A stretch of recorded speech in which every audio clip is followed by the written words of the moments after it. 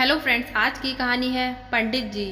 शाम ढलने को थी। सभी दरबारी धीरे धीरे अपने घरों को लौटने लगे थे।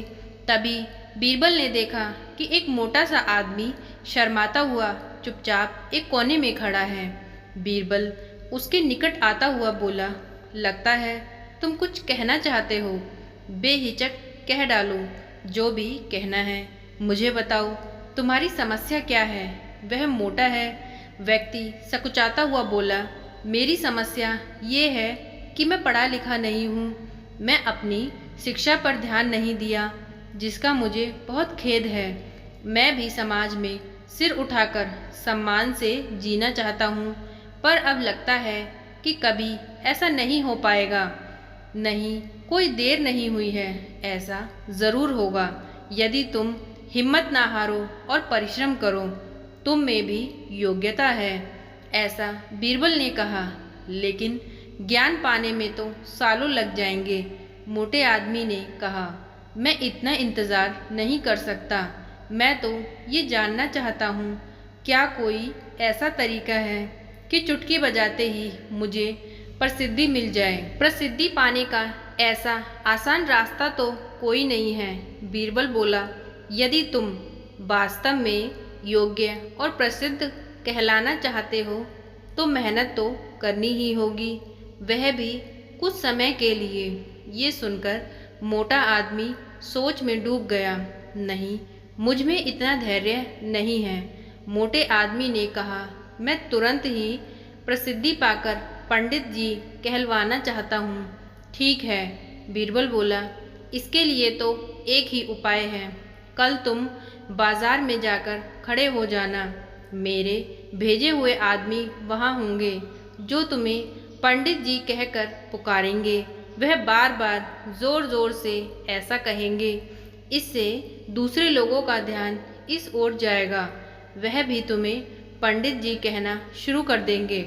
ऐसा होना स्वाभाविक भी है, लेकिन हमारा नाटक तभी सफल होगा जब तुम गुस्सा दिखाते हुए उन पर पत्थर फेंकने लगोगे या हाथ में लाठी लेकर उनको दौड़ाना होगा तुम्हें। लेकिन सतर्क रहना, गुस्से में सिर्फ दिखावा भर करना है। तुम्हें किसी को चोट नहीं पहुंचानी चाहिए। उसे समय तो वह मोटा आदमी कुछ समझ नहीं पाया और घर लौट गया। अगली सुबह जब वह मोटा आदमी बीरबल के कहे अनुसार व्यस्त बाजार में जाकर खड़ा हो गया, तभी बीरबल के भेजे हुए आदमी वहां आ पहुँचे और तेज़ आवाज़ में बार बार कहने लगे, पंडित जी, पंडित जी, पंडित जी। मोटे आदमी ने ये सुनकर अपनी लाठी उठाई और भाग पड़ा उन आदमियों के पीछे, जैसे सच में ही उनकी पिटाई कर देगा। बीरबल के भेजे आदमी वहाँ से भाग निकले, लेकिन पंडित जी का राग आलापना उन्होंने नहीं छोड़ा। कुछ ही देर में कुछ आवारा लड़कों का वहाँ समूह घूमता पंडित जी चिल्लाता हुआ उस मोटे आदमी के पास आ धमका। बड़ा मज़ेदार दृश्य देखने लायक था। मोटा आदमी लोगों के पीछे दौड़ रहा था। लोग पंडित जी कहते हुए नाच गाकर चिल्ला रहे थे। अब वह मोटा आदमी पंडित जी के नाम से प्रसिद्ध हो गया। जब भी लोग उसे देखते तो पंडित जी कहकर ही संबोधित करते। अपनी ओर से तो लोग ये कहकर उसका मजाक उड़ाते थे कि वह उन पर पत्थर फेंकेगा या लाठी लेकर उनके पीछे दौड़ेगा। लेकिन उन्हें क्या पता था कि मोटा तो चाहता ही यही था कि वह प्रसिद्ध तो होने ही लगा था। इस तरह महीनों बीत गए। मोटा आदमी भी थक चुका था। वह यह भी समझ गया था कि लोग उसे सम्मानवश पंडित जी नहीं कहते, बल्कि ऐसा कहकर तो वह उसका उपहास करते हैं। लोग जान गए थे कि पंडित जी कहने से उसे गुस्सा आ जाता है। वह सोचता था कि शायद लोग मुझे पागल समझते हैं। ये सोचकर वह इतना परेशान हो गया कि फिर से बीरबल के पास जा पहुंचा। वह बोला, मैं मात्र पंडित जी कहलवाना नहीं चाहता। वैसे मुझे स्वयं को पंडित जी कहलवाना बहुत पसंद है और कुछ समय तक ये सुना तो मुझे अच्छा भी लगा। लेकिन अब मैं थक चुका हूँ। लोग मेरा सम्मान नहीं करते, वे तो मेरा मजाक उड़ाते हैं। मोटे आदमी को वास्तविकता का आभास होने लगा था। मोटे आदमी को ये कहता देख बीरबल हंसता हुआ बोला, मैंने तो तुमसे पहले ही कह दिया था कि तुम बहुत समय तक ऐसा नहीं कर पाओगे। लो, तुम्हें अब सब कैसे कह सकते हैं जो तुम हो ही नहीं।